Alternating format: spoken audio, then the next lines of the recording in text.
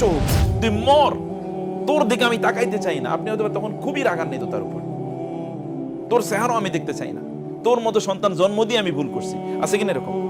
তোর মতো সন্তান আমি জন্ম দিয়ে ভুল করছি, তোর কারণে আমার জাহান্নামে যাওয়া লাগবে। আমি যে আল্লাহর কাছে কি জবাব দেবো? হায় হায় কি ভুল করছিলাম, ছোটবেলায় কেন তোরে আমি পেটে ধরছিলাম, অথবা ছোটবেলায় কেন তোরে আমি ওই জায়গায় পড়াইছিলাম, ভাই এখানে না পড়াইলে ভালো হইতো। আহারে আমার জীবনটা শেষ হয়ে গেল, আমি এত কষ্ট করলাম, এই পোলা পাইনের জন্য এত কষ্ট করলাম। আপনি কিন্তু এগুলো বলে আক্ষেপ করছেন। আল্লাহ আল্লাহ বাঁচাও, আল্লাহ আমায় রক্ষা করো, আপনি বলছেন। নামাজে গিয়ে দান সাদাকা করতেছেন, অথবা এখন আপনি কি দান সাদাকা করেন প্রতিদিন পোলা পাইনের জন্য, আল্লাহ ওদেরকে তারপরে তুমি দিনে কোথাও, কিন্তু কি it is already over, time is already over, সময় শেষ। আমিন, তুমি ইসলাম গ্রহণ করো, তুমি আল্লাহর প্রতি মানো। ইন্না ওয়াদাল্লাহি হাক্কুন ফায়াকুলু মা হাদা ইল্লা আসাতিউল আউয়ালিন। ও তখন এগুলো কিছু মনে করেন, আপনি যতই বলেন না কেন, আপনি যতই কাঁদেন, আপনি তার সামনেও আল্লাহর কাছে কাঁদতেছেন, কোরআন পড়তেছেন, আগের চেয়ে ইবাদত বাড়িয়ে দিচ্ছেন, আলেমদেরকে বাসায় অথবা ডাকেন, অথবা আপনি নিজেও কি দিনদারি আগের চেয়ে অনেক বাড়িয়ে দিচ্ছেন, আপনার ঘরটাকে ইসলামিক করতে চান। আল্লাহ সুবহানাহু বলেছেন লিয়াজজিয়াহুমুল্লাহু আহসানা মা আমিলু, আল্লাহ তাআলা তাদেরকে সর্বোত্তম আমলের উপর ভিত্তি করে আল্লাহ তাআলা তাদেরকে সওয়াব দেবেন। যেমন ধরেন আপনি নামাজ পড়ছেন, একটা এক্সাম্পল দিচ্ছি, আপনি যুগ যুগ ধরে, আপনি হয়তো 50 বছর ধরে বা 40 বছর নামাজ পড়েছেন, কোনো একদিনের নামাজ আপনার এত অসাধারণ লেভেলে ছিল, গোটা নামাজটা জুড়ে কেবল আপনি কাঁদছেন আল্লাহর কাছে, আল্লাহ তুমি আমার মাফ করে দাও, আমার পিতা মাতার ক্ষমা করে দাও, আমার ইবাদত কবুল করে নাও, আমার অন্তরে তাকওয়া তৈরি করে দাও। এই যে আপনি এত মজা করে সেদিন নামাজ পড়ছেন, আল্লাহ বললেন যাও তোমার 40 বছরের সকল নামাজ এই স্টাইলই হয়েছে বলে আমি তোমার আমলনামায় লিখে দিলাম। আপনি ভাবতে পারেন যে আপনি কিন্তু এরকম নামাজ জীবনে কোনোদিন পড়েন না, কিন্তু একদিনই পড়ছেন। ও আল্লাহ বললেন আচ্ছা যাও তোমার অতীতের সব আমল বা তোমার সকল আমল এইরকম স্টাইল হয়েছে বলে আমি আমলনামায় লিখে দিলাম। এবং তার উপর ভিত্তি করে কি আল্লাহ তাআলা এবার আপনাকে পুরস্কার প্রদান করবেন। সবচেয়ে ভালো যেটা ছিল আমলটি, ওইটার উপর ভিত্তি করে আল্লাহ তাআলা আপনাকে পুরস্কার প্রদান করবেন। এইভাবে আল্লাহ সুবহানাহু ওয়া তাআলা একদল লোককে আল্লাহ সুবহানাহু ওয়া তাআলা এইরকম তাকে আপনার প্রতিদান প্রদান করবেন। আর অন্যদিকে ওয়াল্লাযী ক্বালা লিওয়ালিদি, এবার বাকি ঘটনা আপনাদেরকে বলছি। আরেক দল সন্তানদের কথা, এদের বয়স কিন্তু ওই যে একদিকে 40 বছর হয়েছে, তার চরিত্র কেমন, আর ওয়াল্লাযী ক্বালা লিওয়ালিদি উফিল লাকুমা, আরেক সন্তান, এক গ্রুপ সন্তান আছে, তারা বাবা মাকে বলে উফিল লাকুমা, আরে তুমি আসো সারাদিন খালি নামাজ রোজা ইবাদত আকীদা এগুলো নিয়ে থাকো, আমগো কি একটু আনন্দ ফুর্তি করা লাগবে না? এরকম একদল বাচ্চা আছে, তোমরা খালি তোমাদের কাছে জ্ঞানর এগুলো করো না, তো এই জন্য এখন মার কাছে আসে না। মার কাছে কেন জানা? খালি মার কাছে গেলেই কেবল নামাজের কথা, মার কাছে গেলেই কেবল কি আমার হিজাবের কথা বলে, কেবল দিনের কথা বলে, কেবল কোরআন পড়লা না কেন, কেন তুমি ইবাদত করলা না, কেন তুমি নামাজ সময় মতো পড়লা না, কেন তুমি সিনেমা দেখতেছো, কেন তুমি মোবাইল নিয়ে থাকো। এই যে এরকম হচ্ছে একদল সন্তান। এই দল সন্তানের মাথা পিতা মাতাদের কাছে সবচেয়ে কি খারাপ।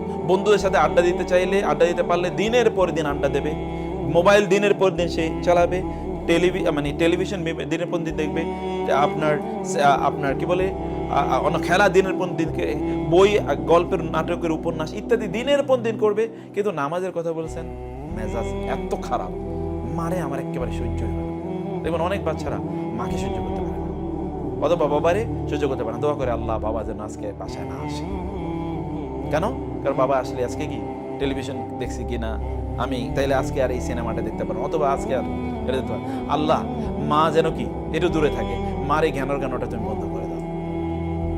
বন্ধুদের সাথে, বেস্ট ফ্রেন্ডদের সাথে তার সময় কাটাতে মনে চায়। বেস্ট ফ্রেন্ড বলতে কি, আপনি যারা খুবই অপছন্দ করেন, এরকম একটা মেয়ের সাথে অথবা এরকম একটা ছেলের সাথে তার বন্ধুত্ব হয়েছে, মানে মেয়ে ফ্রেন্ড, মেয়েদের মেয়ে ফ্রেন্ড, ছেলেদের এমন একটা ছেলের সাথে আপনার ছেলে ঘুরে, ওর ছেলেরা আপনার পছন্দ হয় না, কারণ ও কি তার চুল রাখার স্টাইল ভালো না, ওর জামা কাপড় পরার স্টাইল ভালো না, ওর কথাবার্তার স্টাইল ভালো না, ওর মধ্যে খারাপ অভ্যাস আছে।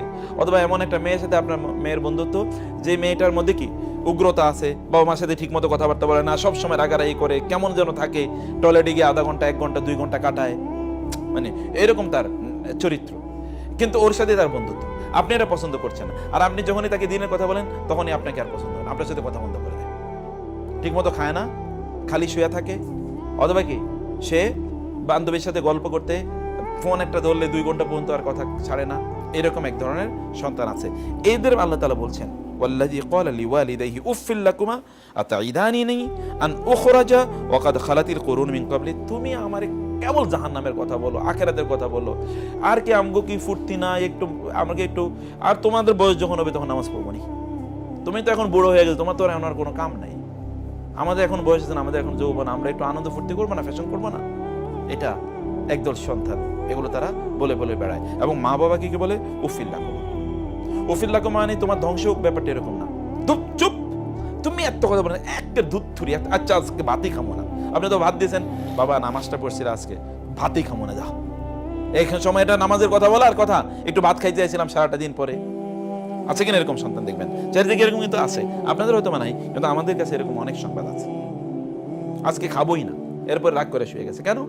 একটাই কারণ, আপনি কেন তার নামাজের কথা বলেন, কেন কোরআনের কথা বলেন, কেন তাকে হিজাবের কথা বলেন, কেন তাকে দ্বীনের কথা বলেন, কেন তাকে কোরআন পড়ার কথা বলেন, কেন তাকে হাদিসের কথা বলেন, কেন তাকে আপনি আলেমদের একটু দ্বীনের কথাবার্তা শুনুক এগুলো কথা, কেন তাকে আপনি মসজিদে জুমায় একটু আগে যেতে বললেন, ইত্যকার এগুলো তার প্রবলেম।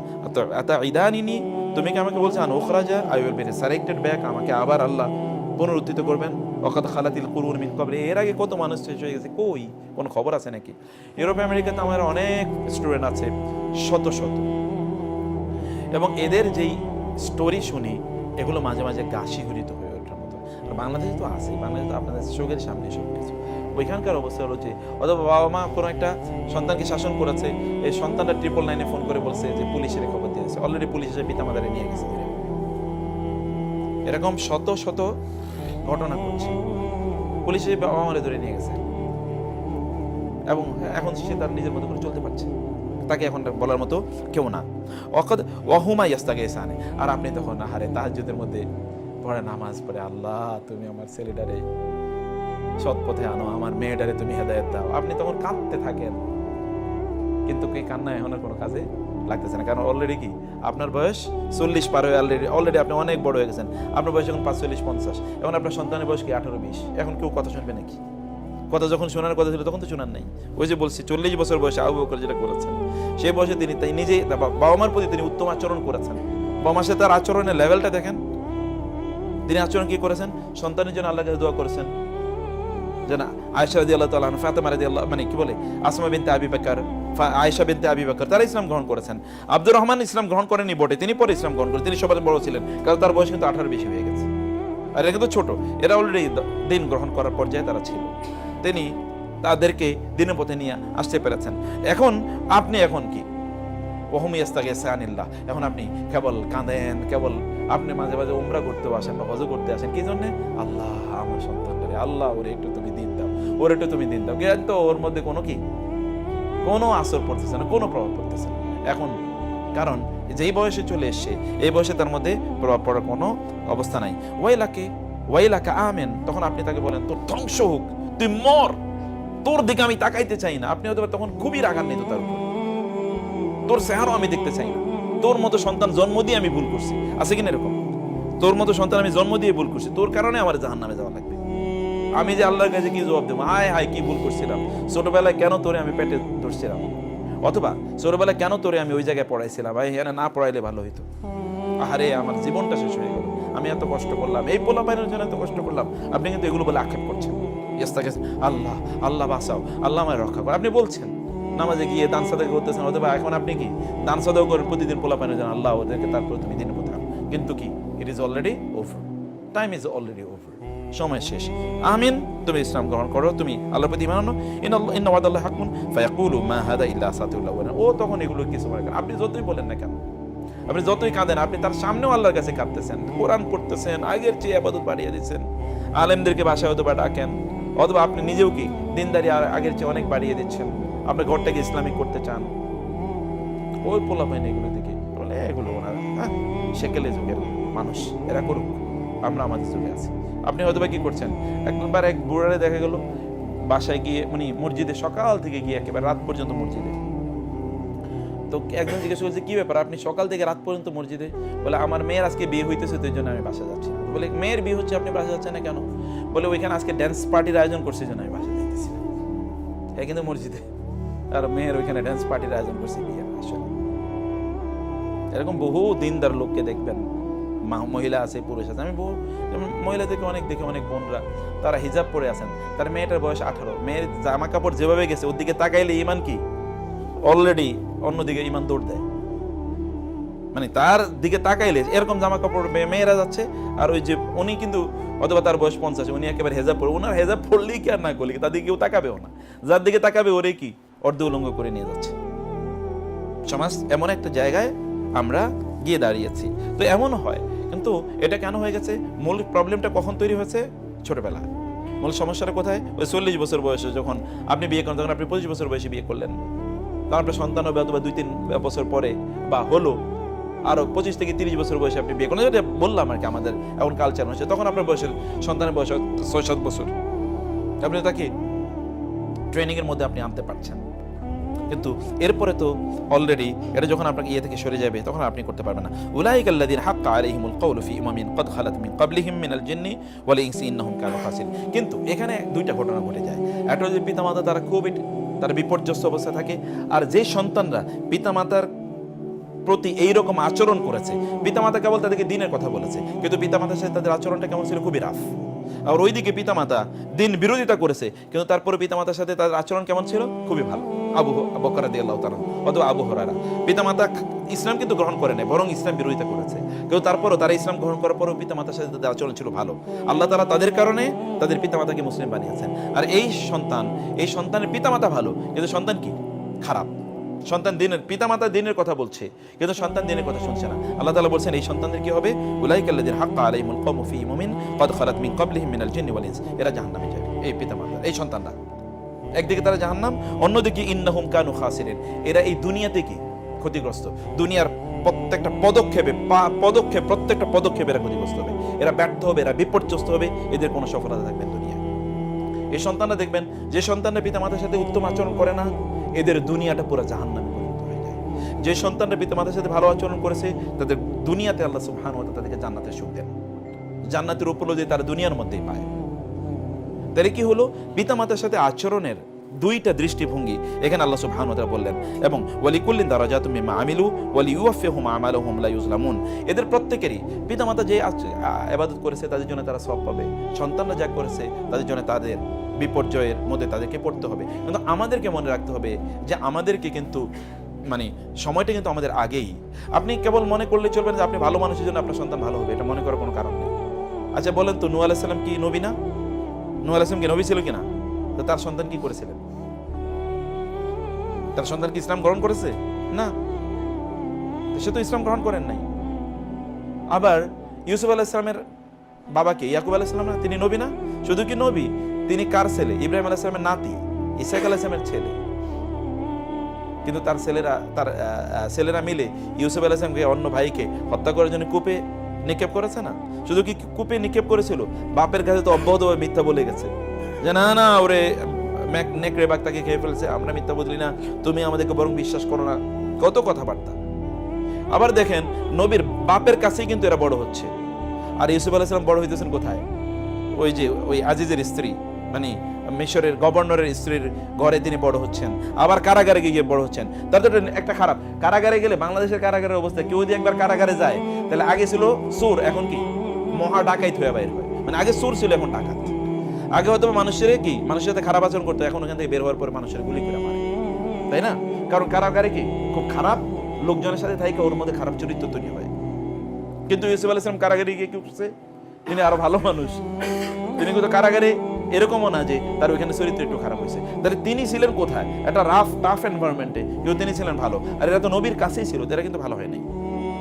আর ইব্রাহিম আলাইহিস সালামের বাবা কি ছিলেন?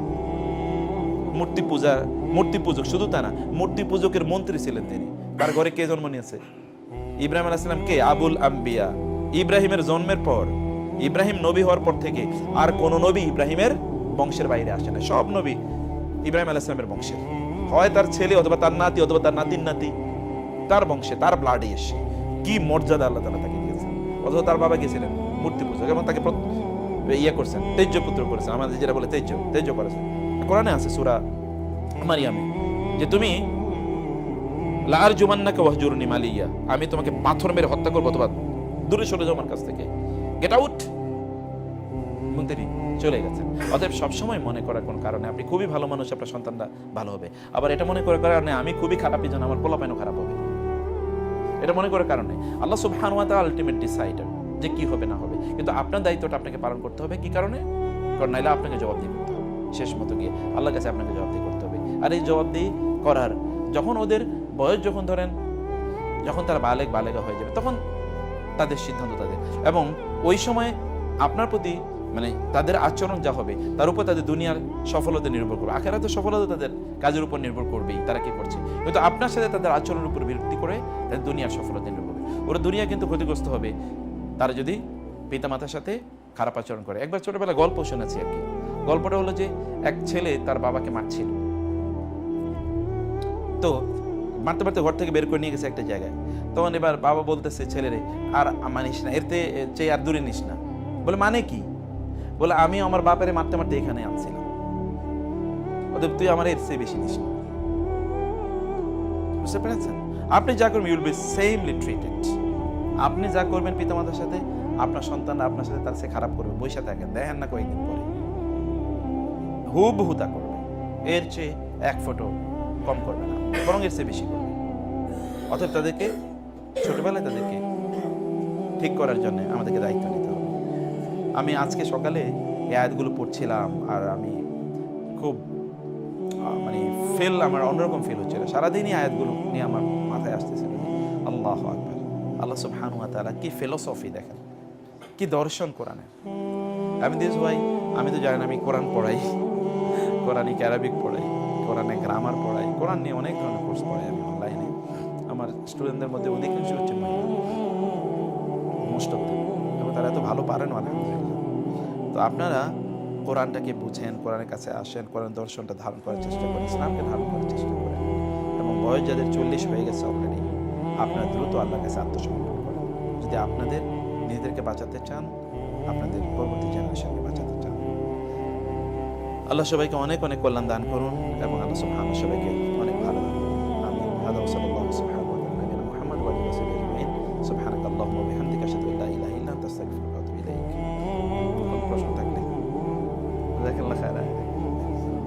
কথা ঠিক, কারো আমলের জন্য কাউকে জবাবদিহি করতে হবে না বটে, কিন্তু কারো আমলের প্রভাব কারো উপরে কি প্রভাব পড়ে, জবাবদিহি করতে হবে না কিন্তু প্রভাব পড়ে। যেমন আমি হারাম খেলাম, আমার সন্তানরা হারাম খাওয়ার সন্তানরা খুব দিনদার হবে, আল্লাহ হবে, এটা কি হয় না। কারণ আমার সন্তানদেরও তাদের যেই দায়, এই দায় কিন্তু ওরা বালেগ হওয়ার আগ পর্যন্ত আমার। ইন্নাল্লাহা সাইলুল কুল্লা রাইন আম্মা ইস্তারআহু। ওরা যখন বালেগ হয়ে যাবে তখন আর তাদের ব্যাপারে আমাকে জবাবদিহি করতে হবে না, কিন্তু এর আগের ব্যাপারে আমাকে জবাবদিহি করতে হবে। তো এর আগে আমি তাকে কি শিক্ষা দিচ্ছি? হিন্দুর ঘরে কেন হিন্দু হয়? হিন্দুর সন্তানরা মুসলমান কেন হলো না? খ্রিস্টানের সন্তানরা কেন মুসলমান হলো না? কারণ বাবা মা তাকে কি ওই শেখায় নাই, তাকে দিন শেখায় নাই।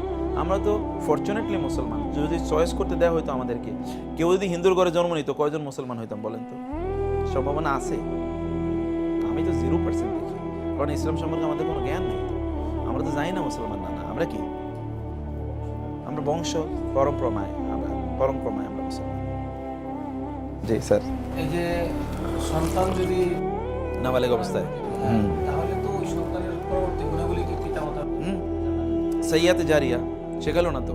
অতএব তারা যত খারাপ কাজ করবে সব কাজের দায় সন্তানদের পিতামাতাকে নিতে হবে। এই পর্যায়ে সরকার মানে পয়জন দিন না হয়তো আর সবাই এটা জি জি জি। যেমন সাদকায়ে জারিয়া আছে, তেমন কি সাইয়াতে জারিয়া আছে। যেমন ধরেন কেউ কি করলো, একটা ওই যে কোরআনে আছে আদম আলাইহিস সালামের 2 সন্তান, এক সন্তান কি আরেক সন্তানকে হত্যা করছে না? কাবিল হত্যা করছে কাকে? হাবিলকে। কাবিল হত্যা করছে হাবিলকে। কাবিল হলো কাতেল, হত্যাকারী। হাবিলকে হত্যা করছে। এরপর আল্লাহ তাআলা কোরআনে বলেছেন, এই কাবিলের জন্য বনি আদম সন্তান কিয়ামত পর্যন্ত যত মানুষ হত্যা হবে, সকল মানুষকে হত্যা করে সব মানুষ যত গুনার মালিক হয়েছে, ওই কাবিল একা এতটুকু গুনার মালিক হবে। কারণ কি? সাইয়াতে জারিয়া। এটা সাইয়াতে জারিয়া। ফলে ধরেন আমি একটা খারাপ কাজ শুরু করছি, যেমন ধরেন আপনি বাসায় সিনেমা দেখা শুরু করলেন, এখন ছেলে মেয়েরাও সিনেমা দেখা শুরু করছে। অতএব ওরা যদি 1000 বছর সিনেমা দেখে, 1000 বছর যত গুনাহ হবে ওদের, আপনার 71 গুনাহ হবে, কারণ আপনি তো সিনেমা দেখা শুরু করছেন আগে। জি জি জি জি জি জি জি জি মা কদ্দামাত ওয়া আখার। জি, কারণ আমরা তো কোরআনে সূরা ইয়াসিন আছে, মা কদ্দামু ওয়া নাকতুবু মা কদ্দামু ওয়া আসারাহুম। আমরা লিখে রাখি তারা যা আমল করছে নিজেরা, এবং তাদের প্রভাবে যে আমলগুলো অন্যরাও করে যায়, এগুলো সব আমি লিখে রাখতেছি। অথবা আপনি যেমন আপনার বাচ্চারে সূরা ফাতিহা শিখাইলেন, ও যতদিন পর্যন্ত সূরা ফাতিহা পড়বে, ও যতটুকু সওয়াব পাবে, আপনি 71টুকু সওয়াব পাবেন। আপনি তাকে আল্লাহকে শেখান, তাহলে ও যতটুকু আল্লাহর নাম স্মরণ করবে, ও যদি 1000 বার আল্লাহর নাম স্মরণ করে, ও 1000টা সওয়াব পাবে, আপনি 1000টা সওয়াব পাবেন। এই জন্য বাবা মার তাদের একদিকে তাদের সুযোগ আছে, আবার তাদের জন্য চ্যালেঞ্জও আছে। আমি তো বাড়ি থেকে শুনছি ওয়াজ করলে পর্দা বেশি পাবো। হ্যাঁ আছে তাতে অনেক বেশি পাবো। জি। আমার যেমন একটা স্ত্রী নাই, স্বামী নাই, দুইটা মাইয়া বিয়ে দিয়েছি। মানে আমার সংসারের ব্যাপারে আমার এই ব্যাপারে কি আছে? আপনি যদি প্রয়োজন হয় আপা, তাহলে আপনি বাইরে যাবেন, অপ্রয়োজনে যাবেন না। যত কম যাওয়া যায় সেটা করবেন। কোরআনে আল্লাহ বলেছেন ওয়াকারনা ফি বুয়ুতিকুন্না ওয়ালা তাবাররাজনা তাবাররুজাল জাহিলিয়াতিল উলা। তোমরা ওয়াকারনা ফি বুয়ুতিকুন্না, নারীদেরকে বলছেন। ওয়াকারনা এটা কিন্তু নারীদের জন্য এই শব্দটা। ওয়াকারনা, the women should stay inside their house. নারীরা তাদের বাসায় থাকবে, ঘরের মধ্যে। ওয়ালা তাবাররাজনা, আর তোমরা বের হইও না তাবাররুজাল জাহিলিয়াতিল উলা। জাহিলি যুগে নারীরা যেমনি ভাবে বের হতো। জাহিলি যুগে নারীরা কেমনে বের হইতো? শুধু এক মানে জাহিলি যুগে নারীদের শুধু গলাটা দেখা যেত। কি দেখা যেত? শুধু গলা, হাতও না পাও না, শুধু গলাটা, এখানে চেইন যেখানে দেয় না এটা দেখা যেত। এটাকে আল্লাহ তাআলা বলছে জাহিলিয়াত। তাহলে আমাদের যুগের মহিলাদেরকে কি বলতো? এখন কোরআনের আয়াত নাজিল হলে কি বলতো? এটা শব্দটা বলেন তো। শুধু গলা দেখা যেত, এটা বলে জাহিলিয়াত। আর এখন তো সবই দেখা যায়। তাহলে এখন এটা কি বলা উচিত?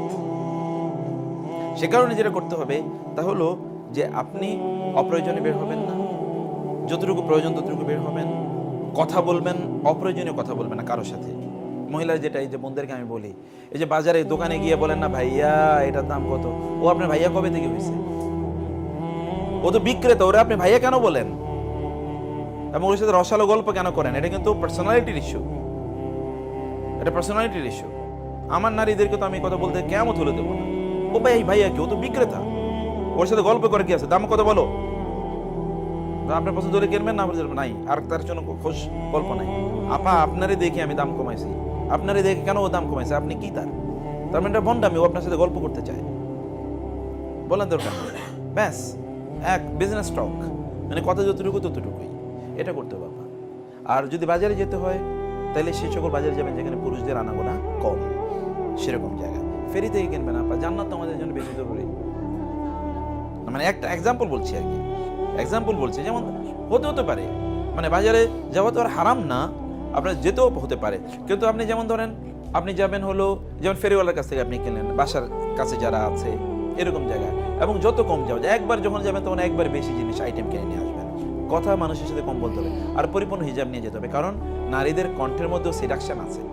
আমার বহু ছেলে স্টুডেন্ট আছে, ওরা বলে যে স্যার ওই মেয়ের কণ্ঠ শুনে আমি তার জন্য বিল্লা হয়ে মানে কি ফিদা হয়ে গেছি। এরকম কত ঘটনা আছে যে ফিদা হয়ে শুধু কণ্ঠ শুই না। আমার এক কাজিন আছে, এর একজন যারে বিয়ে করছে, এরা দেখলে কারো পছন্দ হইব না। কিন্তু আমি বললাম কেন? বলে ওর কণ্ঠটা আমার কাছে একেবারে পাগল করা, তাই না? কণ্ঠ, কারণ নারীদের কণ্ঠের মধ্যে সিডাকশন আছে। সিডাকশন হচ্ছে এর মধ্যে এক ধরনের মাদকতা আছে। তো সেই কারণে কি হচ্ছে, আল্লাহ তাআলা এভাবে তৈরি করে দিয়েছে, নাহলে তো পোলাপান লালন পালন করতে পারবে না, নাহলে তো সংসার টিকবে না। আর যার মধ্যে আল্লাহ তাআলা যেই আকর্ষণ তৈরি করে দিয়েছে, সেই জন্য কম করতে হবে। বক্সিয়া দিতেন, হায় হায় রে আল্লাহ, কোরআন শরীফ বক্সিয়া দেয়া যায় না, কোরআন শরীফ বক্সিয়া দেয়া যায় না। যিনি কোরআন পড়ছেন উনি এটার সওয়াব পাবেন। এটা কারে বক্সিয়া দেবে? বক্সিয়া দেবে কাকে? হ্যাঁ, এই আমাদের দেশে আছে, এটা একটু বক্সিয়া দেবে কারে? রাসূলের বক্সিয়া দেবে। রাসূলের কি ইবাদত আমলের কম আছে নাকি? এই যে আমরা যদি যে এখানে বসে বসে আমরা যত কথা বললাম, এই সবগুলো কথা আমরা যতটুকু সওয়াব পাইছি, রাসূল একা ততটুকু সওয়াব পাইছে। এই পৃথিবীতে যত ইবাদত হয়, সকল ইবাদতকারীরা যত সওয়াব পায়, রাসূল সাল্লাল্লাহু আলাইহি ওয়াসাল্লাম একা কি এতটুকু সওয়াব পান? কেন পান? কারণ উনি কি ওই সাদকায়ে জারিয়া, তো উনি সব ভালো কাজের পথ দেখাইছে। অতএব যত মানুষ ভালো কাজ করবে তারা সবাই মিলে যত সওয়াব পাবে, একা তিনি ততটুকু সওয়াব।